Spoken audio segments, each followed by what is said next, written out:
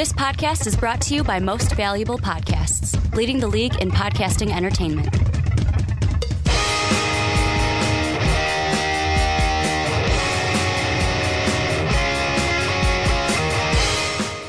What's up, everybody? Ricky Widmer here, along with the Mark Weber. Dub them ease. And we're back for another edition of the Onside Kick right here on Most Valuable Podcast. If you're on YouTube, hello. It is great to see your faces once again. If you're on Blog Talk Radio, iTunes, Stitcher, TuneIn Radio, or you're listening, well, you're not listening right now on Most Valuable Podcast unless it's after January 1st. However, which is totally kind of sort of possible. Thank you if you are listening in the future to this podcast on mostvaluablepodcast.com. But we got a jam-packed show for you guys. Going to be talking James Harrison joining the Patriots. What does that mean for the Pats? Then we're going to look at Christian, patron, joining us on tonight's podcast. We're going to talk about Jimmy G and the 49ers. And then we're going to look at Cleveland Browns draft. Everyone loved it the first time, so we're going to look at it again. Josh Rosen, Sam Darnold, who should they pick? And then we're going to make our picks for Week 17 to end the podcast. Week. The very last week. Regular season's almost over. And that's honestly why I wore this shirt, was this will be the last time ever on a podcast we make picks for the Oakland Raiders. Yep. Because next year they will be the Las Vegas Raiders. But before we get into it, a little bit of housekeeping for you guys. Number one, we're having Christian on. Check out patreon.com/mostvaluablepodcast. If you're sitting there at home going, but guys, I want to be on the Onside Kick too, that's how you do it. $10 tier gets you on the podcast each and every month. You are at that level on Patreon. That link is down below in the description. Also, we're selling shirts, $22. How do you get it? Down below in the description has all the directions to email us. We'll send you an invoice through Square. It's very easy and could get you your own MVP t-shirt. And last but not least, if you're on iTunes, you have an iTunes, go and give us a 5-star rating. It would mean the world to us.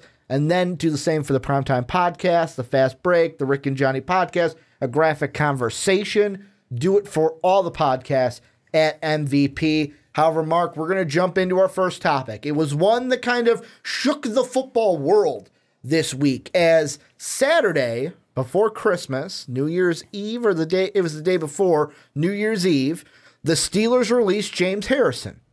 So now flashback to after Christmas, he now is signing or has signed with the New England Patriots. The Steelers are upset. Big Ben is confused about the move.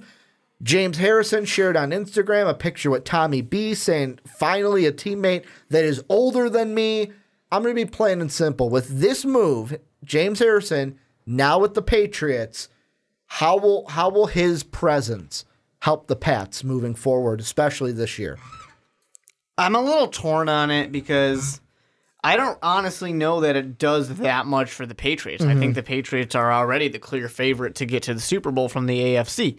So I don't think weak and watered down AFC. Yeah, I really don't think he helps all that much. I don't think he's going to do anything. The only way I think he really has that much of an impact, if it turns out he's a double agent, and he's actually still working for the Steelers, and he just wants to mess things up. Okay, Will Kane and Jalen Rose on First Take. I saw that on Facebook. They talked about it. I saw it on Facebook, and I was like, are you kidding me? Like, this is really what needs to come up about it. I will say, I will give Will Kane the benefit, because he actually said it. He's like, I just want to make it clear, neither of us are saying he's a double agent. That is what he said. We're told to talk about it. That's basically what he was saying. However, the one thing I think of, and this is a perfect Patriot Bill Belichick move, because is it going to be one of those, like Randy Moss when he joined the Patriots? Is it one of those where it's like, boom, it makes Tom Brady a 50 touchdown a year guy? It makes them the clear favorite to win the Super Bowl? No. But what it does is it adds a veteran presence onto a defense that pretty much all year we have criticized left and right. We have criticized this defense left and right. They've had injuries at the linebacker position. This adds a veteran at that linebacker position. Because you and I, before we recorded the podcast, even when we were talking to Christian, because we recorded those out of order today, we were even saying to him, it was like the Steelers weren't even using them. Yep. It's like, how do you not go ahead and use James Harrison? And that's the big thing. So many people are, like people on the Steelers or Steelers fans are mad at James Harrison because he wanted out. Like, how could you want out? Because you weren't using it. I mean, he himself said it a few weeks ago of, if I knew they weren't going to use me, I wouldn't have bothered. I would have stayed home. I would have played for somebody else. I would have made something happen. I wouldn't have bothered showing up here. He feels disrespected by the Steelers organization, and I think he should. I mean, to an extent, I think he should, because I definitely do think that he's got stuff left in him. He can be valuable. Now, the flip side, I did say I don't know what he's going to add to the Patriots, because the Patriots are okay right now. They're already doing fine. It's quite a bit to learn in essentially a week, and then it's the playoffs.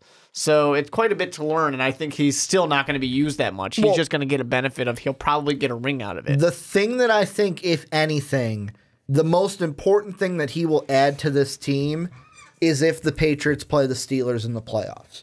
The main reason I say that is because I'm not saying just because he's there, he's going to be able, the Patriots know exactly what the Steelers are doing. Yeah, he's not bringing the playbook with him. Steeler fans, I'm just going to be honest with you. The Patriots don't need James Harrison to beat the Steelers.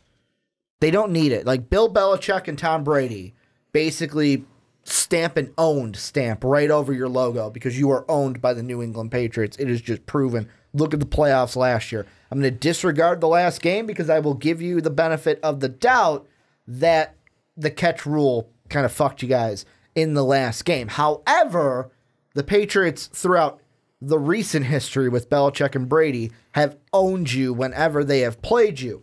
Here's the thing, though, that this adds, is if he's out there on the field playing middle linebacker against the Steelers, you don't think, like, I can see it right now.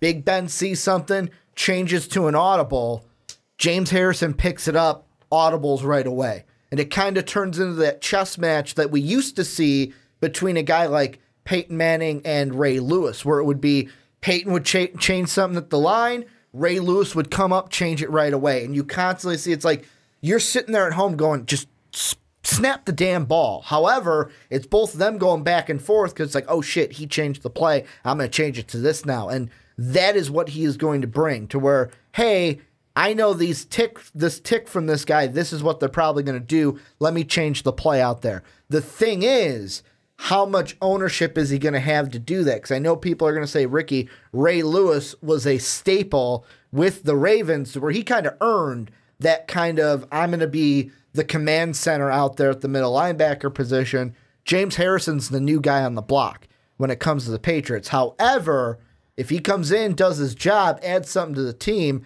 I think that he can earn some of that kind of ownership from Bill Belichick and that defense.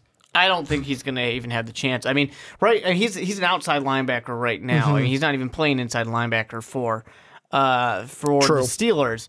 I don't think he's going to have any ability to make any influence or anything on that defense besides just essentially being there. I mean, it's a tough thing too because I don't think that anybody in the Patriots organization is really that unhappy to see him there. I mean, the guy's got such a great history to him and so much success as well, but I don't think anyone's really expecting all that much out of him. He's coming over from a big opponent, and that's okay, but he's been going downhill a little bit stat-wise, and then so far this year hasn't even had an opportunity.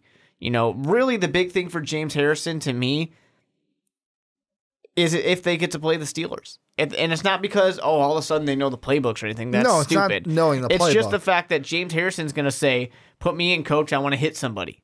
And I want to hit him really hard. Well, that's all it's going to really be. I think it's the only reason why I say I think it's a little more than just that is just even, let's say, like you said, outside linebackers on the outside is knowing by going up against guys in practice, he's going to know, okay, this tackle, this guard, this move beats them. And I think that is going to be, it's not something that's like, oh my God, he's going to add so much to the team. But that alone can help you when it's like, hey, you know what? I know this guy. I know his little, like his ticks and what he likes to do. I know his go-tos. I know the holes in his game. that can help him, especially when they play the Steelers. That's the only way I'm talking about this, is playing the Steelers. Like, hey, I know his hole. I know how to get past him so that I can get to Big Ben and lay a hit on him. Because that's virtually how you're going to beat the Steelers. Contain Le'Veon Bell, get to Big Ben. Yeah. And we'll see what happens with it. I mean, my fear for James Harrison essentially is that nothing really changes, and he's not going to be used that much in New England either. And they expect to play him this week against the Jets. Yeah, sure. I mean, the Patriots, nothing really matters for them, that much this week. I mean, sure, they could still play for home field advantage. Well, they got to win. But they're in the playoffs, right? They've got a first round bye. They're okay with that. I don't think it matters that much to whether he plays one down or if he plays 100 downs. I don't think it really matters that much. The Patriots don't really care. They're not going to change much for him. They're essentially just going to come in and go, okay, cool, we have one more weapon that we can use a little bit. The thing I want to flip to is the other side, the Steelers, because right now I'm looking at an article of some of the Steeler players, and the one I'm looking at right now is from Pouncey, who said this. He goes, if you didn't want to be here, come out and say it. He did? Don't make it look like it's the team's fault. You think the team and the organization wanted to get rid of James Harrison? Come on now. If I wanted out, I wouldn't let the team take the blame for it. I think that's dumb because he came out and he said he wouldn't have been playing for the Steelers this year if he knew they weren't going to let him play. How much clearer can he get? Did he have to say, just to make it 100% clear for everybody, I'm saying I don't want to be here right now? That's pretty obvious. The thing I'm looking at now, it's all hearsay at this point. Yeah. But what I'm looking at is I'm reading a quote right here. But that last thing, he did say two reporters. And it says one team source said Harrison went at great lengths to get himself released. Players witnessed Harrison sleeping in a recliner during position meetings and snoring loudly, while outside linebackers coach Joey Porter tried to teach, the source said. Sometimes Harrison would skip meetings altogether, and when he missed practices for various injuries, players' suspicions would rise when Harrison conducted his famous powerlifting sessions the same week or day, the source said. Which is pretty shitty. There's no way around that. I mean, that's pretty shitty. That's not acting like a mature adult. James Harrison is, what, 30? Yeah, 39. And here's the thing that I'm not going on the side where I'm going to defend that if those sources are true, because let's be completely honest. They could be completely wrong. I'm not in the locker room. I don't know what's going on. However, I can go ahead and read between the lines. If you were going ahead, it goes back to what you were saying earlier. If you were going to use him more, he would actually want to be out there and he wouldn't be doing this shit. And I'm not saying that's me defending his actions. Like you said, it's kind of a little immature to do that, especially for a 39-year-old. However, if you were using him, because earlier he said, hey, you know what? If I was going to get used more, I would have signed somewhere else if I knew this was what it was going to be. So part of it's like, well, if you kind of used him, maybe he would put in what he's doing. Another thing that I and this is smaller, is it's a weird, I think it would be a weird dynamic between Joey Porter and James Harrison, because they were both teammates at one point. So it's like, we were both teammates. Now it's like, you get that sometimes when you're on the same level as someone, and then either you or that other person moves up to a management position or like that one step higher. And then it's like, it can't go back to how it used to be because one's higher than the other. Yeah, and I wouldn't be surprised really if James Harrison coming to the Patriots is not good. It really wouldn't surprise me if it comes out in Bill Belichick, maybe they use him once or twice, and not necessarily that he's not playing that well, but just he's not 100% in the game right now. He's just doing what's best for James Harrison, and sometimes that's okay. Sometimes that works out. I don't think it's going to hurt the Patriots. I think this move is either going to hurt the Patriots. No, I'm saying that they would, in that situation, that he gets there and he wants to play, and Bill Belichick says, no, sorry. Yeah. Well, because it's all the Patriots, it's whatever Bill Belichick wants. Yeah. Like, there's no ifs, and then it's like, if you're going to cause that stuff, Bill Belichick will say, fine, you're gone. Exactly. Because I run the ship. I'm the GM. I'm the coach. I do everything over here in New England. Last thing I'm going to leave this with is teams that didn't get James Harrison. That because I was looking online earlier today, and there was, I think it was Arrowhead Pride had an article to where it was like that the Chiefs should have made a bigger push for James Harrison. Is there any team, playoff team particularly, that you can think of where it's like, man, you know what? Maybe this team should have made a push for James Harrison because they might have needed him more than the Patriots do. I mean, I don't think the Patriots. I really don't think he's going to make it that big of a difference for any of these teams. You know, you look at the main teams in the playoffs right now. I mean, he was on the Steelers, so you take them out of it. He's currently on the Patriots, take them out of it. Jacksonville has a really good defense already. The Kansas City Chiefs defense is fine. I don't think he would add that much to it. He would add something, but same thing is he hasn't played much this year. He's had a lot of mental issues with his team. Is that something that you really want to just welcome into the locker room? You know, and you don't know how much of it is him, how much of it is the coaching staff. You know, you hear these things like we were saying, our hearsay. We're hearing it from just random people, anonymous sources. Let's be completely honest, though. Is that something you really want to be a part of? Let's be completely honest, though, and this is my aside here, especially between Patriots and Steelers. We've seen examples of locker rooms. Patriot locker room seems a lot better of a locker room than the Steelers locker room, especially, and I'm talking about how they're controlled by the guy up top, basically Tomlin to Belichick. Yeah, I just don't think it makes that big of a difference. I mean, maybe the Baltimore Ravens would have been an interesting one just because it's the division rival then, and the Ravens have a chance of potentially playing the Steelers sooner. But honestly, I mean, James Harrison could have just not played anywhere, and I don't think it would make that big of a difference. There's two teams that I could think of, and they're both in the NFC. This isn't like they needed to sign him, but these are the only other two teams that I could see saying, you know what? Let's go ahead and sign a James Harrison. And it's either the Carolina Panthers or the New Orleans Saints. And the only reason why, and they're very basic reasons. For the Saints, it's easy. This team, the special on defense, you guys have heard me week after week after week say when this team gets to the playoffs, the thing I'm going to worry about with this defense is how inexperienced they are. And those rookies being put into playoff situations because it is different than the regular season. He would add a veteran presence. Or I would look at the Carolina Panthers because of the fact Thomas Davis has been injured, Luke Kuechly has been injured. I know he's not a middle linebacker, but we've seen Shaq Thompson's missed time, Davis has missed time, Kuechly's missed time throughout their careers, basically as an insurance of, hey, if we're in the playoffs and one of these guys goes down, we've got James Harrison for the playoffs. Yeah, it's possible. I just think there's not a lot of time to learn a playbook, so you can't completely trust a guy that much either.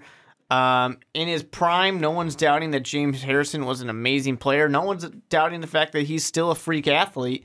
I mean, have you seen those workout videos? Yeah, they're pretty crazy. It's just a matter of what he can contribute to a brand new team who's going to the playoffs next week. You know, that's the tough part. And it looks like on the depth chart, of course, this is our lads and not the Patriots in their locker room. It looks like they have him slotted as the right defensive end, right behind Trey Flowers right now. Yeah. So could be outside pass rusher. Yeah, Patriots are going to be, they're a 4-3 instead of a 3-4, so it changes a little bit on what you'd expect him to do. But any final thoughts on James Harrison in general and kind of the Patriots in general? No, I don't think this changes anything, really. I'm very interested to see the way the Patriots are going to play James Harrison, how much they're going to play him, if really that much at all, if anything changes for him. I expect this week to kind of be, because it's a test week, essentially. Well, let's be honest. The Patriots need the win for home field. And the Steelers are basically going to win. Sorry, Browns own 16. Hey, you never know. Hey, the Browns, usually the team they beat is the Pittsburgh Steelers. And shouldn't they have beat them? I think they should have beat them week 1.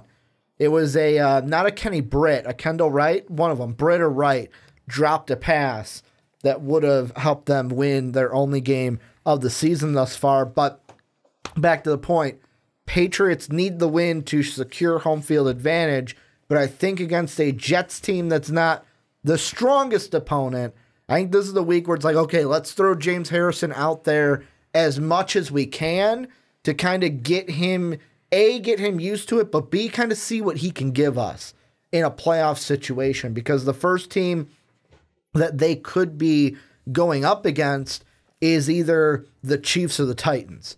The Ravens, Chiefs, or Titans are the three as of right now. Playoffs in those final two could change, but at worst, you're getting the Chiefs right away. At the best, you're getting the Titans right away. So, I mean, those situations are a little different, but expect this week to be the big kind of tune week for James Harrison to see what he can bring. But I want to turn the question on to you guys. What do you guys think down below? How does this help the Patriots? Do you think it hurts the Patriots? Do you think it does nothing for the Patriots? Let us know what you think down below in the comment section. But Mark, let's move on into our next topic. And actually, this is a special topic here on the Onside Kick, because last week we welcomed, I should say, Patrick, Illinois guy. And now we are welcoming, I know you said that you were from Illinois, Christian, but I'm going to call you an Illinois guy because you can take someone out of Illinois, but you can't take Illinois out of the kid, as so they say. But Christian, thank you for joining us here on the Onside Kick today. Thank you for having me. It's been seems like a long time coming. No, it has. I've seen you in the comment section. I'm like, you know what? Christian's going to be one that we're going to have on the podcast someday. I can feel it. But we're going to talk about your topic, and it actually fits because this was a topic that in my head, it started to concoct in a different way. Like, I wanted to talk about it last week. I wanted to say, like, who should the Niners draft where they are? But I'm like, you know what? If Jimmy G beats the Jaguars, they're going to be like 8th in the draft, and they're just going to keep falling. So I don't want to do that yet. And then this week, I'm like, I want to talk Jimmy G. I want to talk the 49ers. And you were perfect, Christian. You're like, you know what? I'll talk anything, but I really want to talk Jimmy Garoppolo. So that's what we're going to do. We're going to kind of go a little clickbaity at start, but kind of talk about the 49ers and Jimmy G and this run that they've been on as of late. But I'm just going to ask you, Christian, our clickbaity title, just to get it out of the way. Do you think, based off of what we're seeing so far, does Jimmy Garoppolo make the Niners Super Bowl favorites next year? I mean, I don't know about Super Bowl favorites, but they're definitely going to be in the contention for that division. I think Seattle's time is coming to an end. Jared Goff is on the incline with Sean McVay, and Todd Gurley's looking like the MVP this year.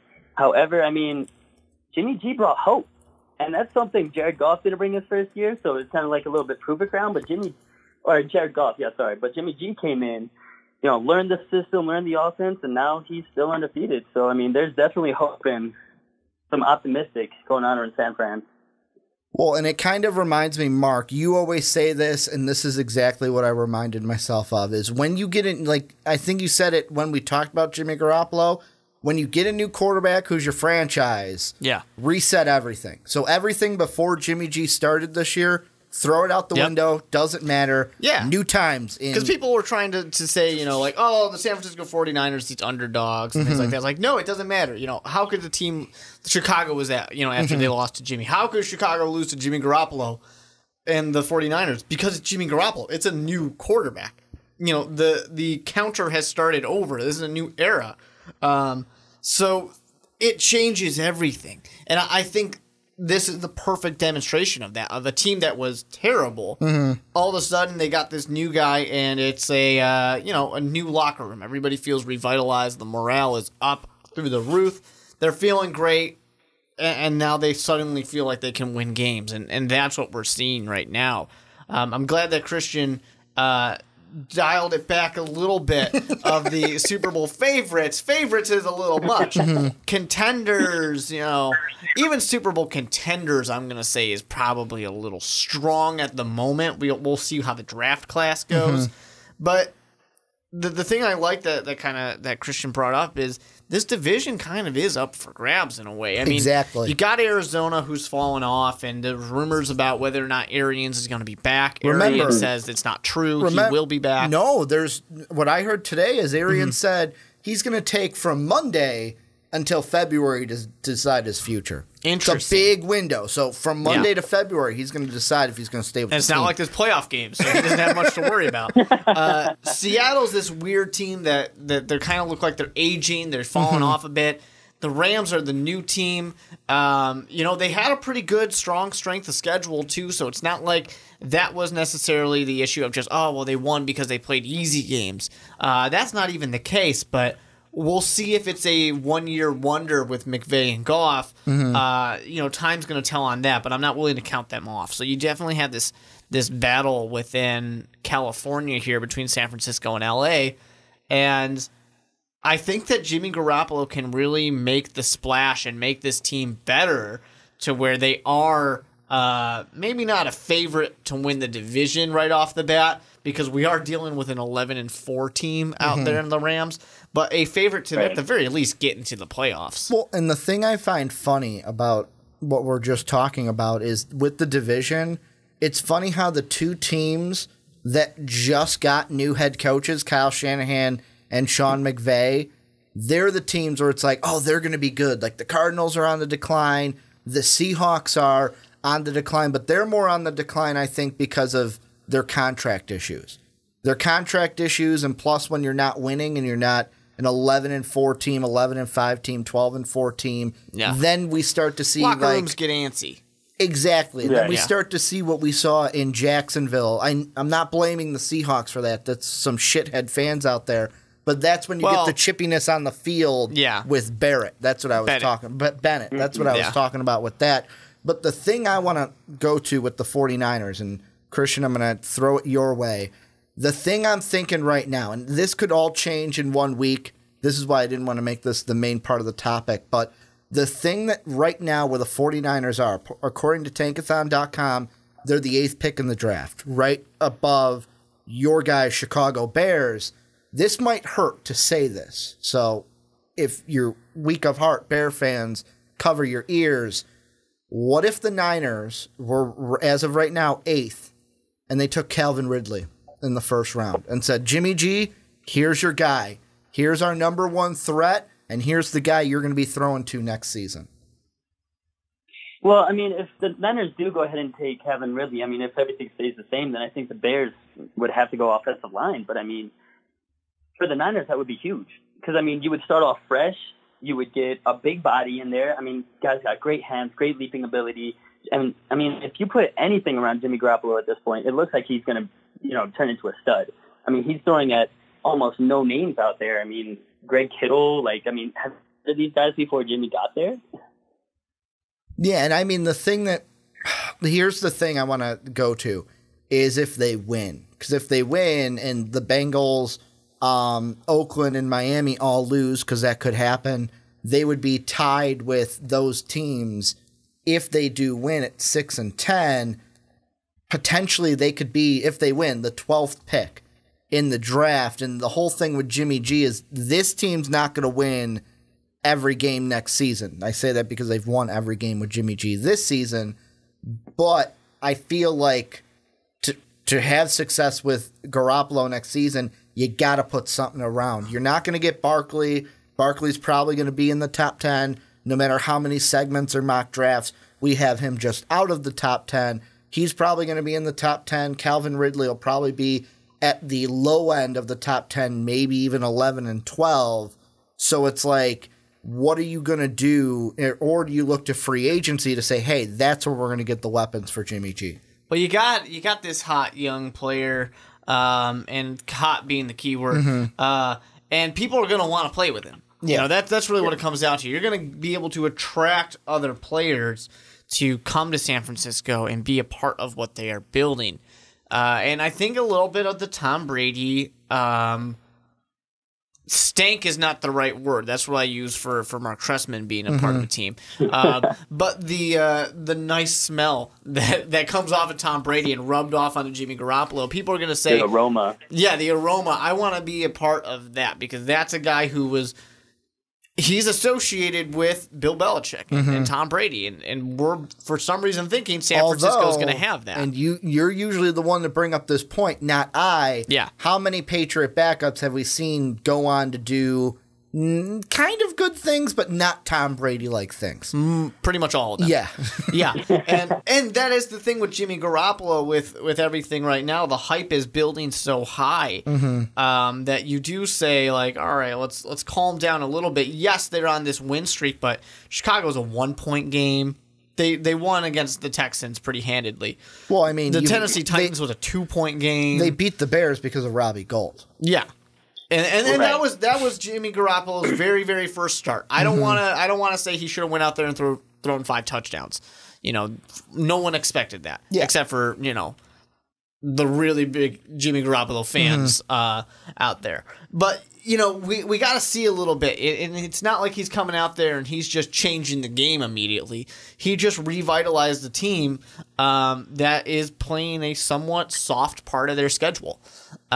He could come out next year and be completely average. He could come out next year and continue the pattern and be absolutely amazing. He could be a Jared Goff. He could be a Carson Wentz. We're just going to have to wait and see for a lot of that. But I think right now, a lot of players are saying, I'm going to want to be a part of what is being built in San Francisco. And that's only going to be the thing to help. It was like Carson Wentz with everybody going over because they want to play with him. Same exact thing over on the West Coast now instead of the East Coast. What are you thinking there, Christian? I mean, I agree with that completely, especially, I like the term that Mark used, especially the hot new quarterback, because, I mean, the numbers that he's putting up, I mean, Jimmy Garoppolo has the most yards ever in the first 4 starts of the franchise with over 1,200 yards. People are going to notice that, especially wide receivers are going to notice that. They're going to love to get the ball, and they saw it in Kyle Shanahan's offense in Atlanta. I mean, they saw what he could do with Matt Ryan, and what's even better about Jimmy Garoppolo is he picked it up quicker. He picked it up, he learned it, and it's a sophisticated offense. And I think that has a lot to say with Bill Belichick and Tom Brady. But, I mean, it's just he's on a hot pace right now. I mean, and this is the best season ever for a team that started 0-9, to rally off this many wins in a row. Well, and the thing that I'm looking at is, because both of you guys have said it, attracting players to come to play with Jimmy Garoppolo. And for me, if I'm a Niners fan, I'm sitting there and I'm going, you know what? I hope we're there. I would love Jimmy to win this last game, go undefeated with the time here.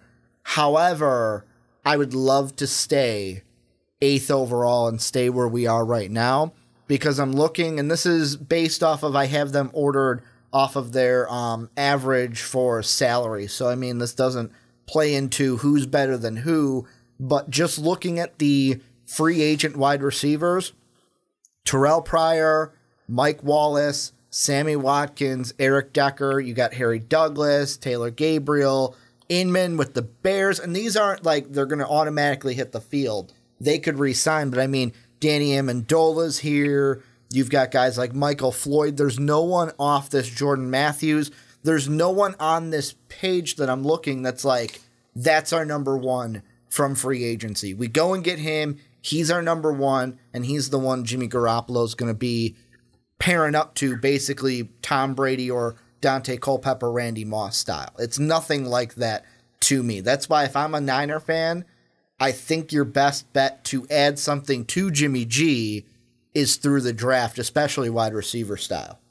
Yeah, and it's always a risk, so there's no guarantees. But right now, I agree with you in the sense of I'm okay with losing to the Rams. If I'm a 49ers fan. The Rams, are a good team. Exactly. The Rams are a good team. There's no shame in losing to them and keeping a draft pick. Here's the thing, though, with the Rams, they might rest their starters. They probably should. They have come out and said they might rest their starters come Sunday. And, yeah, I don't think that's a bad idea in their part. But, if the San Francisco 49ers win and they get a higher draft pick, that's fine. That's all right. You're still going to have good players out there. You'll still have a quality wide receiver you can go for. But I know this team is playing hot right now with this 4-game win streak, but there are quite a few holes that need to be addressed. There's other ways they can go just besides a wide receiver. Well, I mean, and Christian, I'll ask you the kind of white elephant in the room that I'm thinking of is they can add whatever they want, wide receiver, running back, anything offensively. Just because you add something doesn't mean this type of play is going to carry over with Jimmy Garoppolo from this year to next year. Do you have any doubts, like, you know what? Maybe after getting a bigger contract, because, I mean, they could franchise tag him or give him a extension, getting a bigger contract, getting basically the offseason, is there a little bit of, like, what if he doesn't live up to the expectations we're building him up to right now? Oh, I mean, there's always that risk, and I feel like when it comes to the case of Jimmy Garoppolo, that risk is actually pretty high because he has looked great, but I mean, it's such a small sample size. And if you're going to for sure put the nail in the coffin, this is our franchise quarterback, this is it, then you have to be really, really sure that you know what you're getting out of him, that this is the right fit for Kyle Shanahan, especially when 49ers fans, I'm sure, are going to be judging him pretty harshly with being the new head coach with the new quarterback, basically of his choosing. Because they could have tanked. They couldn't have they had the choice to not trade for Jimmy G and just, like how you said, tank and, get an even higher draft pick, maybe in the top 5 and get a quarterback, maybe Darnold or Allen or one of those guys. But this is the guy who they went out to get. And if you're going to put your future into it and your franchise into his hands, then you really got to make sure that you use this offseason well and play him against the Rams, because I don't know if they're going to be resting their starters or not. I know you said that there was a report of that, but I mean, it's a lot different when you see, what's that, Darnold, or the defensive tackle for LA. I can't think of his name off the top of my head. Talking about Chubb? I'm sorry? In the draft, talking about Bradley Chubb? No, for the Rams, the defensive tackle. Oh, Aaron Donald? Is that who you're thinking of? Yes, Aaron Donald. And that's what it was. Yeah, I mean, it's a lot different when you see guys like him coming down, So, I mean, I just say the risk is really high. I mean, buyer's remorse can be there. I mean, if you look at the Bears with Jay Cutler, give him a $100 million contract. Well, and I mean, you could even have drafters remorse. I mean, Kevin White. Deshaun Kaiser. Yeah, that too. I like how the Bear fan basically goes, hey, we're going to get it off my team. Let's throw it on the Browns. They've had enough sadness. Let's just throw some more on there. But they can take it. I do get what you're saying. And with the 49ers, the thing that I'm kind of thinking about as you were making some of your points, Christian, was basically the fact of, yeah, you might have some buyer's remorse, but in the case of Jimmy G, it's like an article I read on ESPN today. Just shut up and pay the man. Like, this is what you drafted him for. This is what you came in here for him to do. And you know what? I might be bold. I joked with you guys before we recorded as we were talking with you, Christian. I said, you know what? If they win all their games to win out, I might make them my kiss of death next year. Probably not going to happen. However, I wouldn't be surprised if the 49ers next year are that team that we have seen. We saw it too. And I know people are going to get mad at this similarity. They got mad at it when we talked about Jacksonville last week. But 2 years ago, we saw Dallas do the same thing. New quarterback, new running back. They go ahead against an easier schedule, make the playoffs. Then you got this year, Jacksonville, not a new quarterback per se, but a newer team with a new direction under Tom Coughlin. They go against an easier schedule. They're going to make the playoffs. I wouldn't be shocked with a new quarterback. Well, not new because he's there this year, but a better cast of characters around Jimmy G and a weaker schedule because you could be a top 10 team, then going and being like, hey, we're a playoff team in the NFC. The only thing that makes me not want to say that is if it's based off of this year, the NFC has been the tougher conference to try to make the playoffs compared to the AFC. Yeah, when it comes to the question of do you pay him, do you franchise tag him? They've already talked about how they're willing to franchise tag him. And for what I've said before, and the big reason people got really mad at me because of my opinions on Jimmy Garoppolo, but really why I think the issue for the 49ers was simply this. They got a guy at the tail end who has all this leverage and came out and immediately said, we're going to probably franchise tag him. So if I'm Jimmy Garoppolo, I'm saying, okay, you have to offer me more than the franchise tag. Otherwise, I'm not going to sign a deal because why would I take less money? I'm going to bet on myself. Alshon Jeffrey style. I'll take a 1-year deal. Let me bet on myself. Or Kirk Cousins style. Yeah, Kirk Cousins would have rather had the deal. He would have rather had the deal. He didn't want to get franchised tagged. No, but I'm saying like that's what he's had to do the last 2 years. Yeah. And for Jimmy Garoppolo, I think that's just the issue. We talk about teams like the Seattle Seahawks falling off because of the amount of money they got to pay off. Yeah. We talk about teams like Aaron Rodgers and the Green Bay Packers, who they have such an amazing quarterback. They should win the Super Bowl every year, but they don't have money to pay other people necessarily. Although actually that's not the best one because he isn't one of the highest paid quarterbacks, but his time is coming for that. So you really get a situation that could be dangerous. If you go out there this offseason and you make Jimmy Garoppolo the highest paid quarterback because, you're just going to sit there and let's say he beats the Rams. He won 5 games in a row. Well, and I mean, that's the thing that I'm sitting here thinking is if you go ahead and give him more than the franchise tag, where do you go ahead and draw the line? Because, I mean, of course, I feel like paying him as the highest paid quarterback is kind of putting the carriage before the donkey or the carriage before the horse. However, there's part of me that goes, where do you then draw the line if you're not going to make him the highest paid? Especially but you if he goes undefeated these 5 games. Well, and then he'd be undefeated for his career. Yeah, very true. A small sample size for sure, but it's small sample size that's getting bigger. Mark? It is getting bigger. It's a grower, not a shower, but it's just one of those situations here where, he's shown you so much good stuff, but it's just such a hard thing to evaluate him because everything says he's going to be great. And for the 49ers, they might want to jump on him and get him that lesser deal now because who knows, next season it could be huge. You might have to make him the highest paid quarterback after next season. You might not have a choice. So this is when a guy like John Lynch is going to earn his money. Well, Christian, I'll let you. It's your topic. You brought it into us. You're our guest on this podcast this week. I'm going to let you have the final word. What's your final thoughts on Jimmy G, the 49ers, and anything we talked about today? Oh, man. I mean, I think Jimmy G is going to do great things. I definitely think the Niners know what they have. I feel like they should franchise tag him after this offseason because of the sample size is too small, but you can't let him go. You can't let him walk. Rather, it's you go the Kirk Cousins route and you franchise tag him.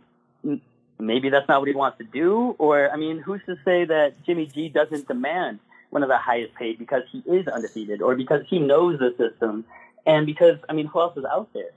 Like you said, I mean, they could have the drafters remorse. I mean, guys coming out of college, you're not exactly sure who's going to fit the system.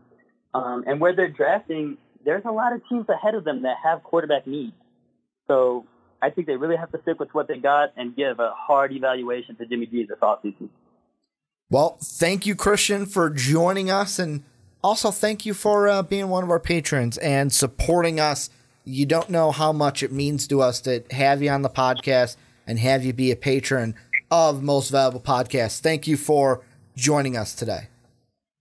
Thank you guys very much for having me. I enjoyed my time and can't wait to talk to you guys again. Well, and I'm going to close this out for everyone before we kind of close things up with Christian after we stop recording. But if you're sitting there going, man, how do I become like Christian? How do I talk with Ricky and Mark or Sean and Dave or me and Brandon or me and Johnny on one of our podcasts? Check out patreon.com/Most Valuable Podcast. You support us at the $10 tier. You get to be on a podcast each and every month that you're at that tier. We've had several people say, how do I join a podcast?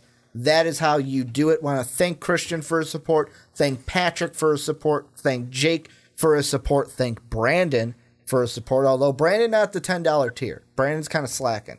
Yep. In order to be a guest, Brandon, you got to support us at the $10 tier. Want to thank you guys for supporting us. And more importantly, if you guys sitting there 49er fans, you're like, I want to chime in as well. You can always do it in the comment section. Let us know what you think about Jimmy G, the 49ers, what are they going to do this offseason, and what we can expect from Jimmy Garoppolo and the 49ers next year. But Mark, let's move into our next topic, and we're looking NFL draft. We're going to be looking more so into the draft in the next coming weeks. It's basically after this week, it's playoffs and drafts is mainly the main, unless there's like a coaching hire, Black Monday. Actually, Black Monday, that's what we're going to look at next week. But it'll basically be playoff and draft after this. And a lot of people loved our Cleveland Brown video where we talked about who they should take at number 1. You can also check out our mock draft to see who we have slotted at number 1 for the Browns. However, the main consensus is quarterback for the Browns. And I think it's their GM or whatever high up is like, we're going quarterback for the Browns at number 1. So I basically wanted to ask this question. I'll throw it over to you because who else am I going to throw it to, Mark? Who's the better fit for Cleveland? Josh Rosen or Sam Darnold? Well, it's tough because so this new administration here comes in and says number 1 goal is finding a quarterback. Mm-hmm. They essentially say, Kaiser, get the fuck out of here. You're done. Yeah. Should have just taken Deshaun Watson. You could have, but nope, you gave him to Houston. They could have, but he probably wouldn't have been any good there because there's nothing good happening in Cleveland right now. You picked the wrong Deshaun. That's what you did. And there's a good chance they still win 0-16. I mean, that roster is not 0-16 material. No. The coach is partially making them 0-16. You are not a fan of the Wolverine anymore. I'm not. You're not a fan of the Wolverine. I bought in on it, and he's got 1 win in 2 years. Okay. So that's awful. It's terrible. There's still a chance he could get 2 wins. Could double his win. But anyways, to answer the question for which quarterback is better, in my mind, you guys can go check out our mock drafts for sure. Mock draft 1.0. But I still feel like Rosen is the guy you go for if you want someone to come in and play right now. Mm-hmm. I think Darnold is going to be better being that guy who's going to sit there and have some games, maybe even a season before he comes in. That would be great. You would love him to be a Mahomes. Mm-hmm. You would love him to be what Chicago hoped Trubisky was going to be. Yeah. You don't want to have Houston's, Deshaun Watson come in where he has to come in and play day 1. Not that he can't do it at all, but I just think that he is not as capable or not as ready for it right now as Rosen is. Rosen's that clear-cut, there's no reason for Rosen to go back to college. Mm-hmm. Some people might want to say that there is a reason for Darnold to go back and maybe have another year. I don't see the point in it. If you're going to probably be a top 5 pick, you should just come out. I could see both of them going back and it benefiting them. However, Darnold would be the one where it's like, you know what? He's the one where it's like, more so, should probably go back. But for me, I'm on the other side of it. The main reason why I think Darnold is the guy is partly because of what I've been saying. If you're looking for potential and long-term gain, Darnold's going to be your guy. If you're looking for, hey, I want to win right now, Rosen's your guy. Where are the Browns at? They're in the Sam Darnold where, hey, the long game is going to benefit us more than win right now. You need a good coach. Mm-hmm. They don't have a good coach. Well, and that's part that. I'm not going to throw Hugh under the bus completely, but that's a conversation for a different day. Maybe a Black Monday day. Maybe a reevaluation day. I think it is relevant now, though, because Kaiser is not as terrible of a quarterback as he looks. But he is getting no help in the coaching situation right now. The thing with Kaiser that I hate is there was one play, I can't remember if it was last week or the week before, where he just threw it to the back of the end zone on the run off 1 foot, and I'm like, why? Yeah. Why? Just throw it out of bounds, live to see another down. And that's one thing, whether you get Rosen or whether you get Darnold, you are not going to have that. The thing with, and I automatically kind of go, well, maybe. With Darnold, you might get that, but with Darnold, it's going to be, the way I see it, is it's more like a Brett Favre type of caliber to it, to where, I think back to that Texas game, where they're in overtime, there's a wide receiver back of the end zone on a little, vertical that kind of goes over the middle, and he's like, I saw it in his eyes, Brett Favre, fuck it, I'm putting it in there. Yeah. And he tried, and it was like, ooh, almost got picked. Okay, we're living to see another day.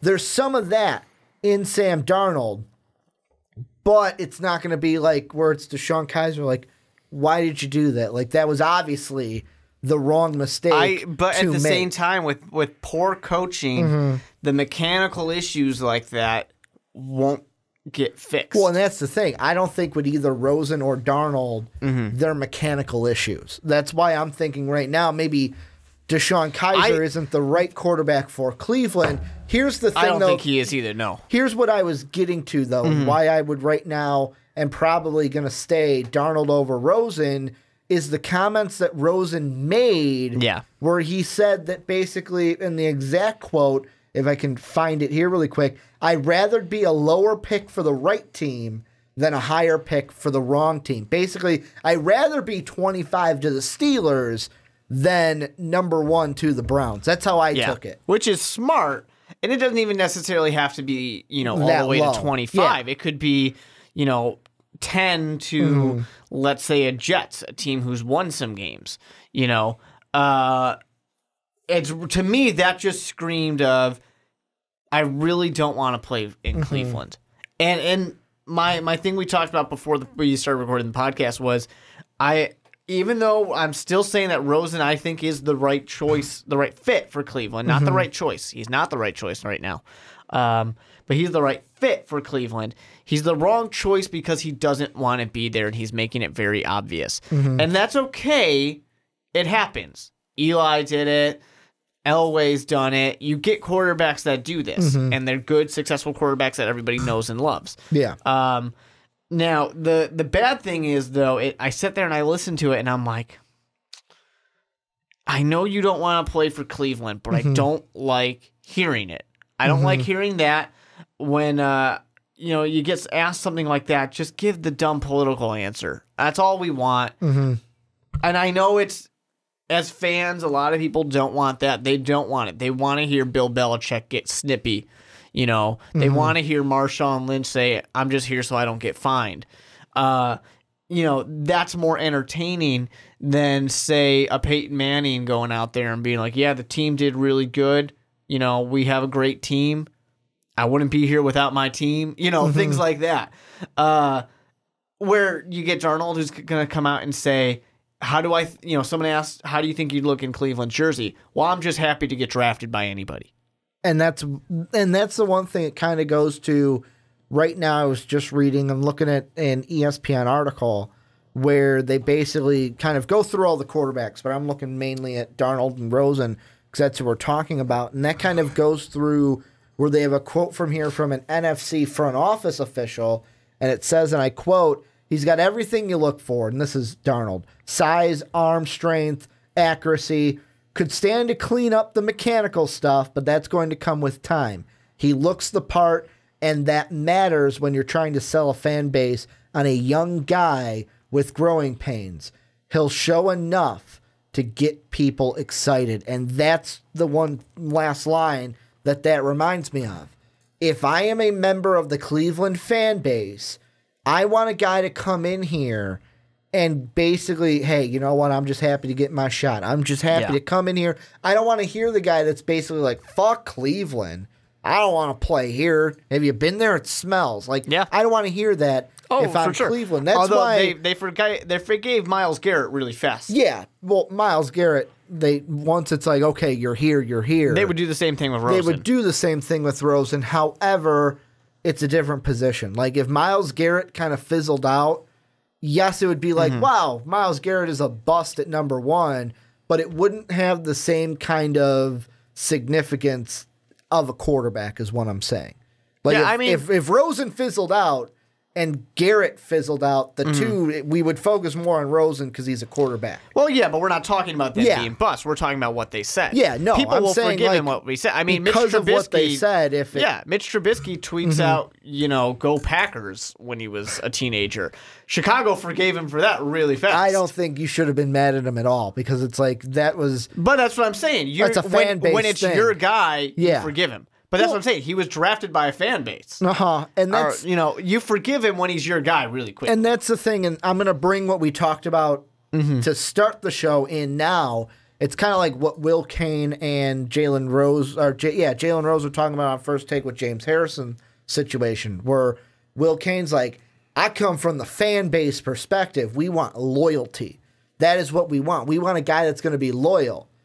And Jalen Rose is like, well, you know what? If you released me, I'm not going to be loyal to you. You released me, so I'm going to go somewhere so that I can make a living, just to kind of bring the two together. But the thing that I look at is obviously with Cleveland, though, one of these two guys has to be it. Like, you can't have the question, and I know some people are going to throw it. Yeah, but guys, what if like Denver wants to trade up? No, no trading down. Well, no, they've already said they're not going to. I know, but like no trading down to even if the possibility you're like, you know what? We can trade down. We can take like a Baker Mayfield. We can take a Josh Allen. No. Your decision is between Rosen and Darnold. I don't think that because the thing I look at is not only did you miss out on Deshaun Watson last year because you traded down, you missed out on either Goff or Wentz, who are tearing it up right now. Well, Wentz is injured, but when he wasn't, he was tearing it up. I mean, he's still leading the league in touchdowns. Now, before he got injured, you threw it to me like, hey, should we have a segment on the show? Could he be the MVP or should he be the MVP? Yeah. Then he got injured and we couldn't have had that segment. The one thing I will give Cleveland the tiniest bit of you could maybe trade down. Okay. Is if this Houston pick they have stays as high as it is.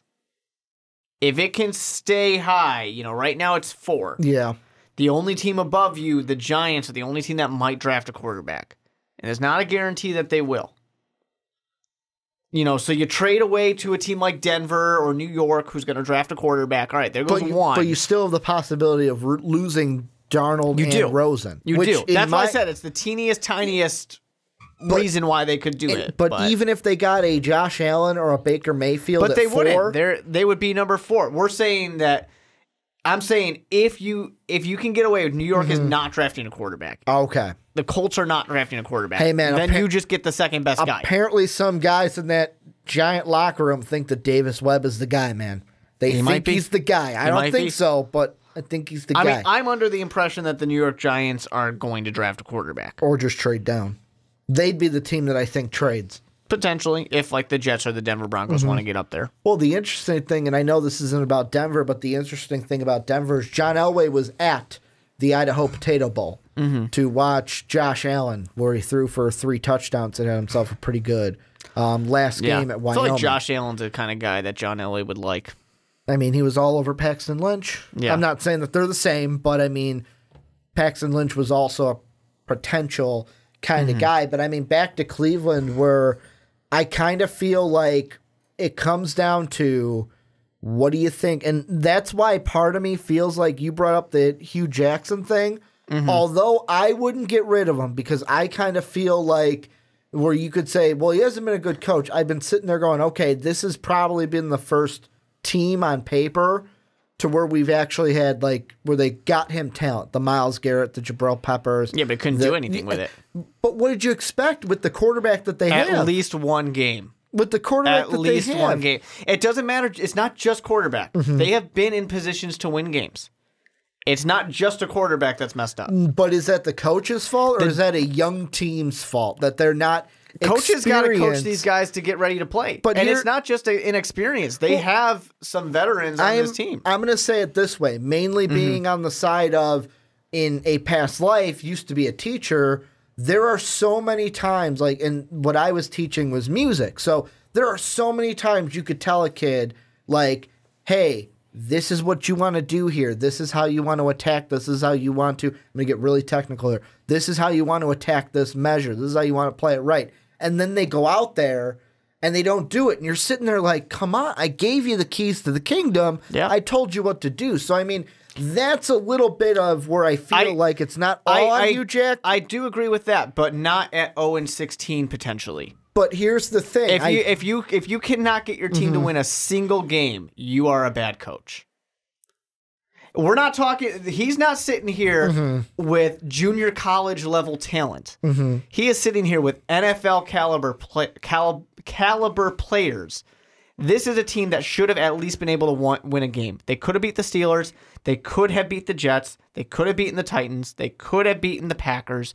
They really shit the bed against the Bears, but the Bears are not a good team. They could have beat the Bears. And that's why I wouldn't fire him, because it's not like this team, like, it's not like they're getting blown out every week. And I know this has gone completely off of the quarterbacks, but we'll get back to it. It's not like they're getting blown out every week.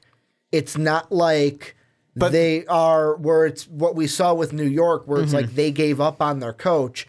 If I'm a fan and you're telling me, this is, of course, if I knew. If you said you're going to go 0-16, what way do you want to do it? Get blown out every game or be in close games? I would take the close games because that means I'm doing a step further. And I know you're probably sitting there going, but Ricky, you're winning less games than you did last year. Yeah, when you were 1-15. This is the only reason what I was getting to. The only reason how I could see Hugh Jackson getting fired, although they're right now saying like, oh, we're going to keep him. We're going to see if that just meant for the season or not. The only way I could see him getting fired is if they say maybe Ryan Pace, not really Ryan Pace style because it's not going to line up. It didn't line up like that for the Bears, but basically not even Kyle Shanahan. But what I'm getting to is new coach, bring him in. Which guy do you bring a coach in that's going to work with them? The coach. Yeah, which one do you want? Which one will fit your system, or which one can we build? Can you build a system around? It's perfectly clear in the fact of you've played 32 games. You will have played 32 games at the end of this week. We're assuming they lose to the Steelers. You've won a single one. That's it.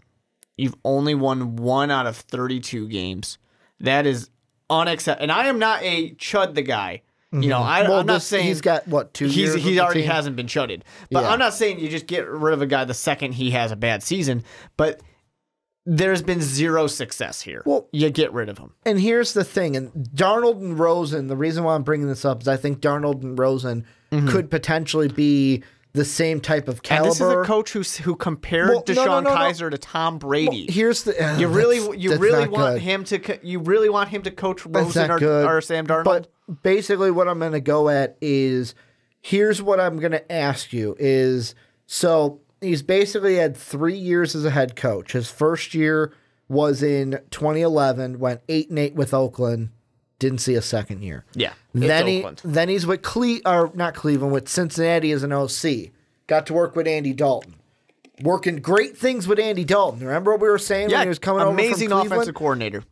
That's what I like. That's what I potentially want to see as an offensive coordinator. Well, no. What I'm saying is potentially, let's be honest, no matter what he was saying, I bet you he made the Tom Brady comment because at the beginning of the season, he had to hype up Kizer. Like, I seriously wouldn't be shocked if because I don't see Hugh Jackson being there when the Browns become good, if they ever become good.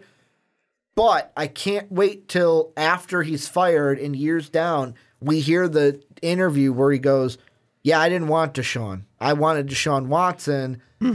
Ownership wanted to moneyball and trade back. I was against it from the beginning. Sure. I know that people are going to say, but yeah, now you're gone. Of course you're going to say that. 2020. But I can't wait until that comes out. And if it's true that, hey, he really didn't want DeShone Kizer. You'd never know if it really was true, though. The thing I can see this working out, the way I could see this going is they go ahead, they take Rosen or Darnold. I would take Darnold right now. And him having this next season, working with him the rookie year, and then if it doesn't work, then basically what we expect Brian Pace to do with John Fox of like, you know what? Let's get the coach because that's the thing that's going to be important is what I would do if I was Cleveland is I would keep Hugh Jackson for 1 more year at least. And I would basically say one of these two guys, I would basically go to him and go, which one can you build a system around? We will take whichever one. But we'll take your thought into consideration, and then I'd kind of make a decision because I wouldn't put it completely in the hands of a head coach. I would want my own decision in it if I'm the GM. But I want to go with the guy that you can build a system better around. And then if he can't, okay, you're done. We'll bring in a guy who can. That's what I would do. However, I'm not the GM of the Browns, and there are probably some Browns fans that are saying, thank God, because we don't want you to be our GM, Ricky. But that is what I would do if I was Browns GM. Yeah, I just think to come in as a GM, a new GM, and essentially say 1-15, 0-16 potentially. Yeah, we'll bring it back. If I'm a fan, I give up. I say you have accepted. If I'm a Browns fan, I've already given up. Well, you've been put through a lot. You've got Stockholm syndrome for sure. But you're sitting there saying you have taken as bad as it can get, made it worse, historically worse. You tied the record that can't possibly be broken because you can't win -1, and you have accepted and said that's okay. Maybe it'll get better because it can't possibly get any worse, right? That's just that to me. That's unacceptable, and that's my big thing is I don't want him around either one of these guys because what were the issues that Kaiser has? Kaiser's big issue, he has no confidence anymore. His confidence and his mental abilities are completely shot. He is done in the NFL. His NFL career has ended. Maybe he'll be a backup somewhere, but he will never start in the NFL now because he has zero confidence now. And the reason why, his coach never really believed in him. And his coach pulled him out of games that he shouldn't have pulled him out of. He benched him any chance he could. He completely mishandled this situation. He did not have the fortune of working with an Andy Dalton here, and that sucked. Is he going to do the same thing with Rosen or Darnold as soon as they throw a few interceptions? Is he going to bench them? And that's the thing that I do want to throw out. Little grain of salt is in Cincinnati, he had AJ Green, who's a top wide receiver in the league. Yeah. He had Andy Dalton, who's probably... He's an above-average quarterback. He's a good quarterback. Tier 2, Tier 3, can we agree about that? Yeah. In the tiers of quarterback? He's had a rough year, but yeah. And then he's at a solid running back with Giovanni Bernard. No one that's going to be top running back, but a quality, I'd say two-headed punch between Bernard and Jeremy Hill when he was in Cincinnati. Then he comes to Cleveland where they don't have that. And last year in the draft, they passed up quarterback so that they could go linebacker / corner in Jabril and defensive end first overall in Myles Garrett. I know they got Joku late for the tight end, but they opted not to go quarterback. 2 years before that, decided not to go quarterback yet again. And two interesting things that I want to throw out here at the end before I throw it to you for your final thought. Cumulative point differential for every NFL team from 2008 until now. It's funny how the Patriots from 2008 till now, they've just gone up. Yeah. They've got like plus 1,500. The only three teams to go down consistently from there, Rams, Jags, and Browns. And two of those teams have turned it around. In one season. The Browns right now have a cumulative point differential since 2008 of negative 1,074. That's where they sit right now. And like I mentioned earlier, the Browns and the Ravens, lowest win percentage between any matchup of any team, they've only have a winning percentage of 23.7 against the Ravens. And that is by far the worst. And this team, and I know Cleveland fans are sitting there, we don't need you to tell us how bad our team is. They need to take one of these guys. I'm leaning towards Darnold mainly because I'm going longevity over win right now. I'm going over, give me the guy who's like, and this is what I think. I think Darnold's going to be the guy. Yeah, he's going to have to work on some things to start, but once he gets to where he needs to be, you don't have to worry about him. It's like that car where it's like, fix a few things, then you don't have to worry about it, where Rosen's the guy, drive it right out of the lot. I just kind of feel that my biggest concern, if I think fit-wise, I still say Rosen right now, but I don't think the Browns should draft him because of what he said. Because of what he said. He doesn't want to be there. I don't think that's going to change. And I don't want that to be part of this team. It's Cleveland. You need to want to be here. But at the same time, I don't trust the current coaching staff, and things could change in just a week. But I don't trust this current coaching staff to be responsible for touching a quarterback and fixing things and making him better.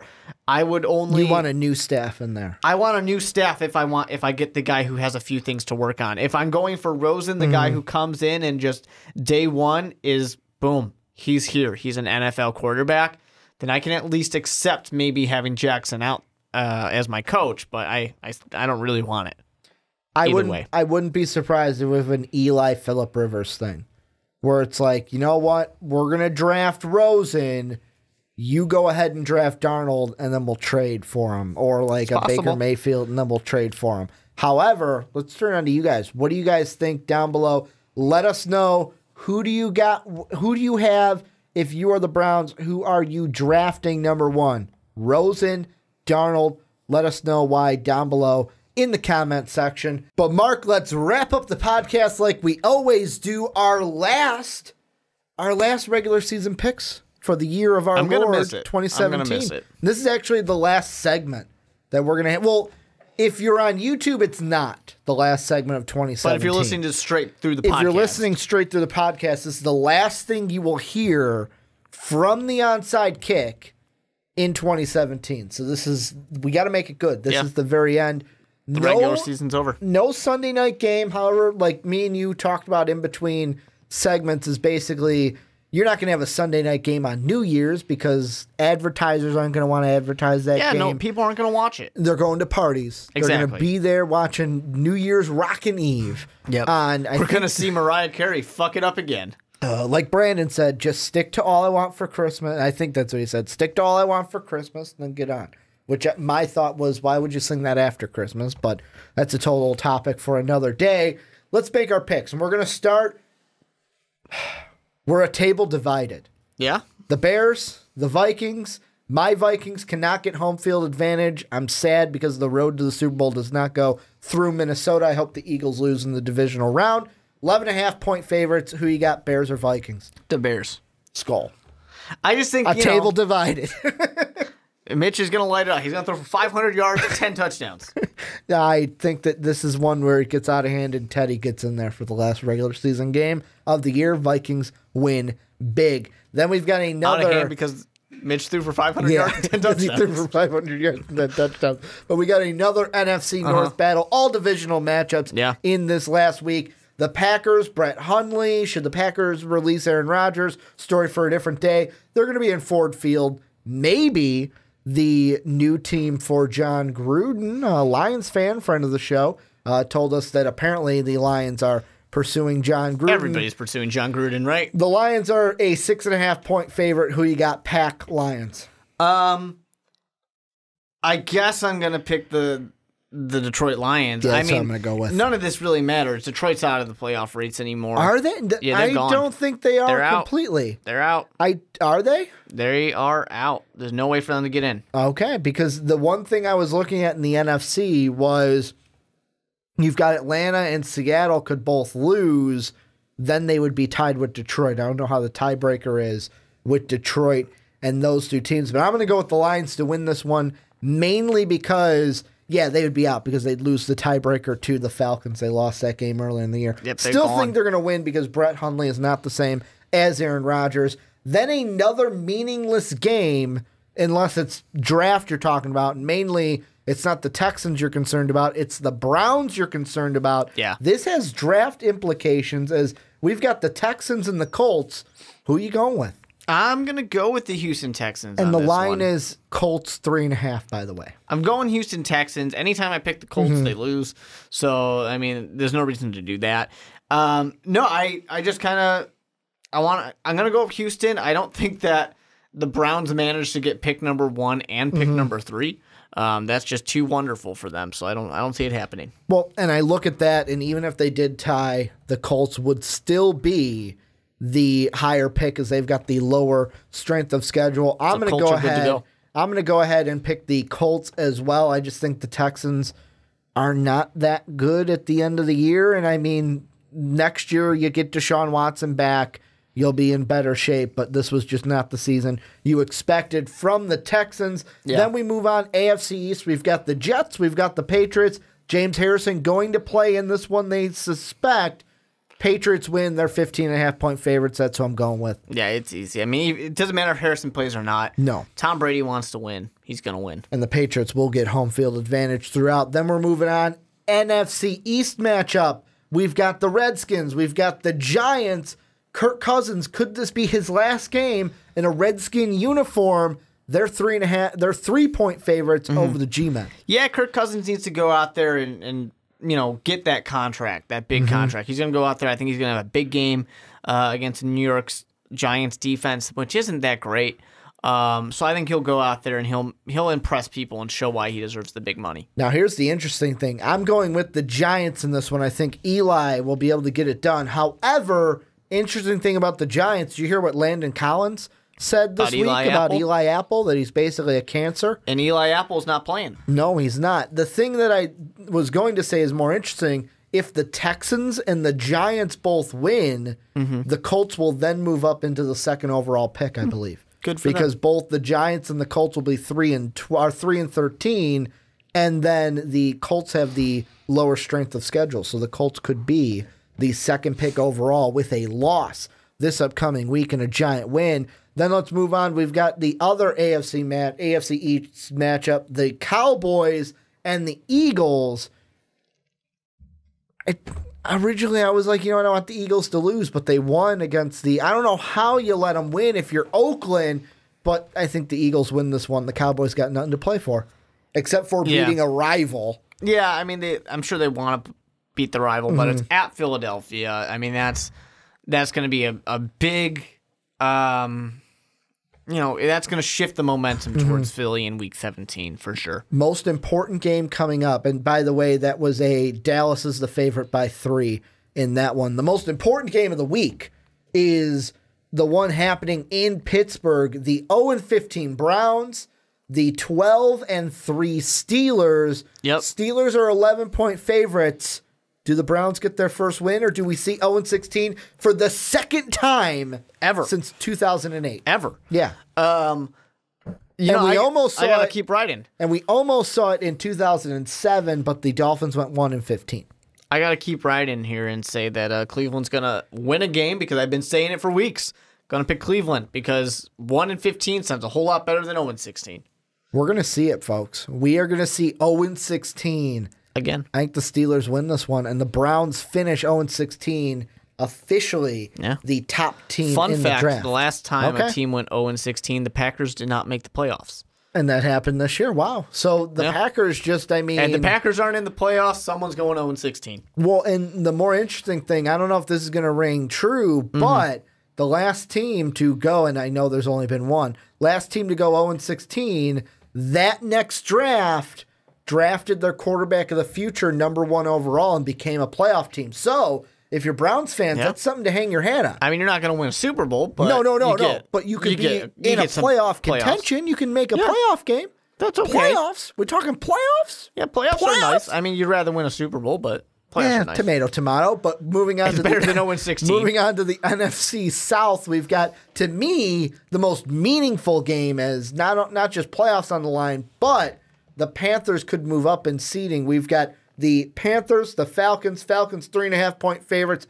I'm going to go with the Falcons to get the win over the Panthers and solidify themselves as the 6th seed. Playing right now would be the Rams in the wild card round. Yeah, the Atlanta Falcons control their destiny here. And I think otherwise you let the fucking Seahawks sneak in. Being that home team, I think, is that extra motivating thing that'll get them past Carolina. I think they just have a little bit more to play for.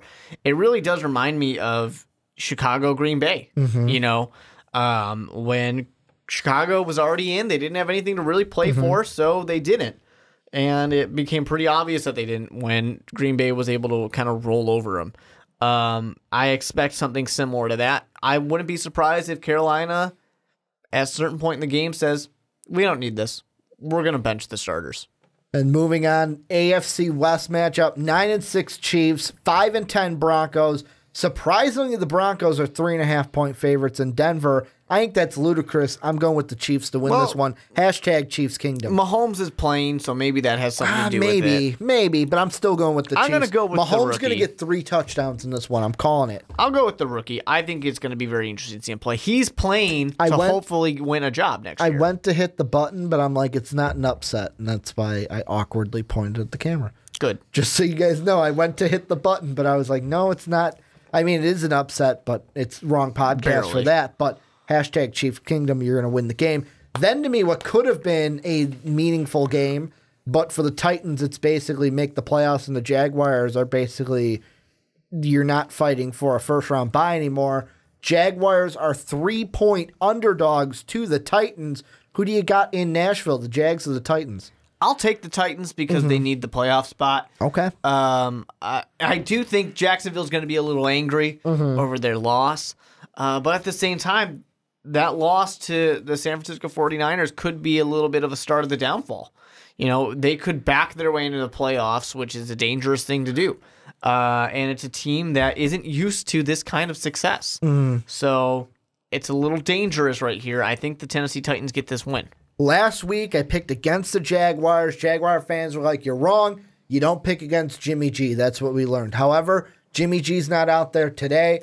I think this is another game where last year in this one, Marcus Mariota went down with the knee injury that we saw and questioned coming into the season. I think Jaguars get the win in Nashville, and they will go to 11-5. The Titans keep that loss.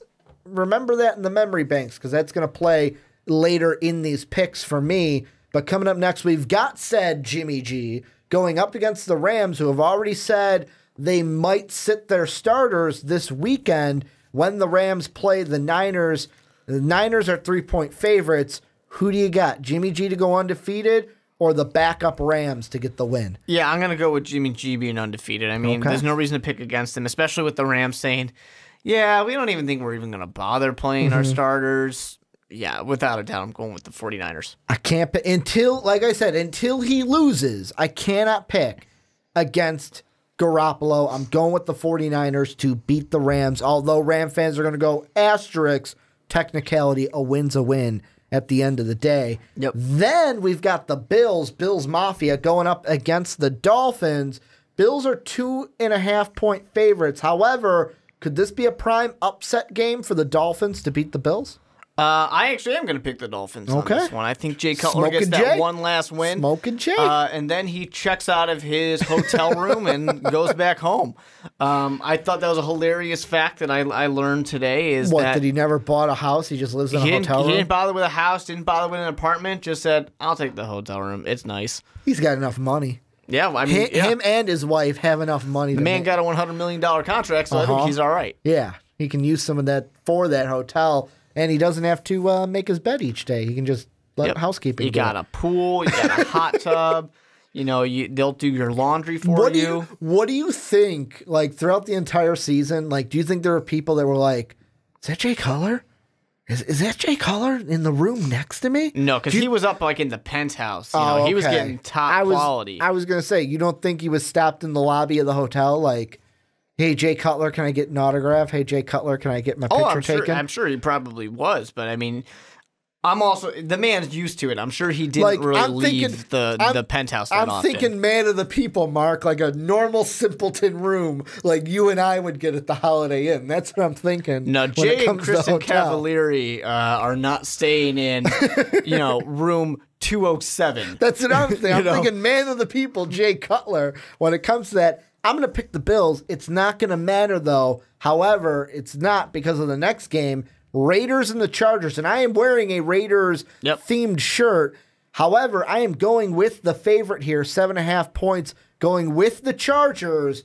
And just like I said, that Titan loss is going to play into it because it doesn't matter that the Bills won. The Chargers won, and the Chargers are a playoff team over the Titans and over the Bills. Yeah, I'm taking the Chargers, too. I like what they've been doing this season. You know, even though I had Oakland going far at the very beginning, and they still have a chance. But, I'm going with the Chargers to get the win. Then in the next game, we've got the Cardinals and the Seahawks. Bruce Arians, we said it earlier in the podcast. He said, I'm going to take from Monday all the way until February to kind of decide what I'm going to do with my future. Who are you going with? The underdog Cardinal, the favorites by 9.5 points, the Seahawks. I'm going to take the Seahawks here because they're fighting for the playoffs. I don't think they're getting in because I think the Falcons are going to win. Yeah. But this is one of those things. Games are happening at the same time.